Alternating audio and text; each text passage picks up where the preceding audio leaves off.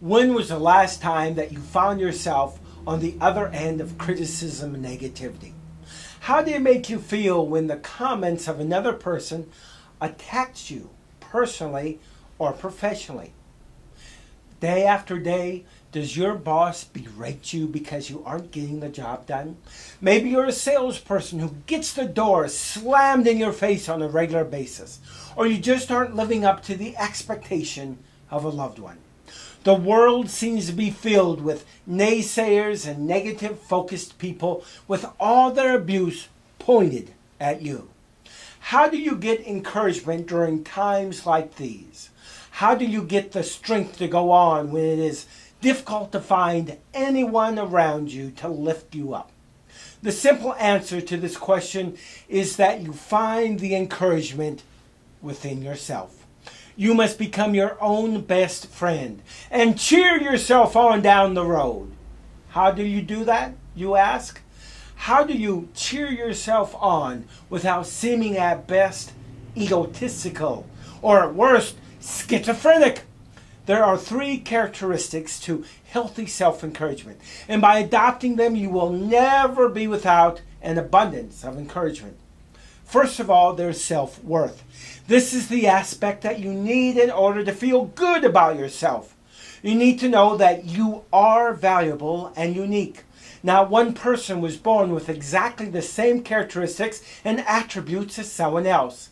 Even if you have a biological twin, you both may look alike, but you will eventually begin to think differently, feel differently about certain things, and adopt different mannerisms. You will contribute uniquely in your own way to your career, your family, your community, your country, and yes, even to the world. Having a healthy self-esteem for yourself gives you the ability to appreciate your gifts and talents. It also provides you the ability to have self-respect. How can you respect someone else when you can't respect yourself? You can't. What happens is that you end up resentful and jealous of others and what they have accomplished. Find the worth in you, and it's amazing how you gain a better appreciation of the world around you and for yourself. Then there's self-realization. This is the development or fulfillment of one's potential. It is when you realize your life's mission and you are in pursuit of it. Everyone has a purpose in life, and that includes you. Whether your mission is to be a good parent and raise your children to understand their purpose, or you're a corporate executive whose mission is to bring about positive change in your organization. Each one is just as important as the other. Self-realization is the living of one's passion. You need to have a passion for your mission. And if you don't know what your passion is, then your passion should be finding your passion. Build on your skills and talents, because the best that you can be, not only at work, but at home and at play.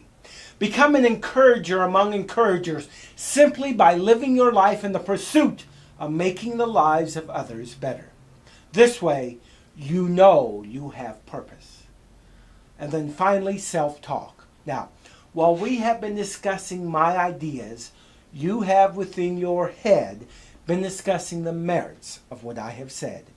You have found some things that you agree with and others that you might not. You have dialogued and dissected and have carried on a varied discussion about the topic, all in your head. Now this is what I call mind chatter. You talk to yourself constantly with that voice in your head. Unfortunately for many of you, it is a negative dialogue based on negative things that you have heard, have been told, or believe about yourself. You see, in your head is an itty-bitty shitty committee, and you are the chairman of the board. To become your own best encourager, you must replace that committee and the chairman with a more positive replacement. What you say about yourself determines how you will feel about yourself. Make a list of positive things about you and start talking to yourself about them. Talk to yourself just like a good friend who encourages you and praises you, and you will never be without an encourager. You can be your own worst critic. You have been a hard sell when it comes to being your own best friend and encourager. If you adopt these three characteristics, and the sale in your mind will be made. You'll buy into a whole new attitude, and you'll come out an encourager.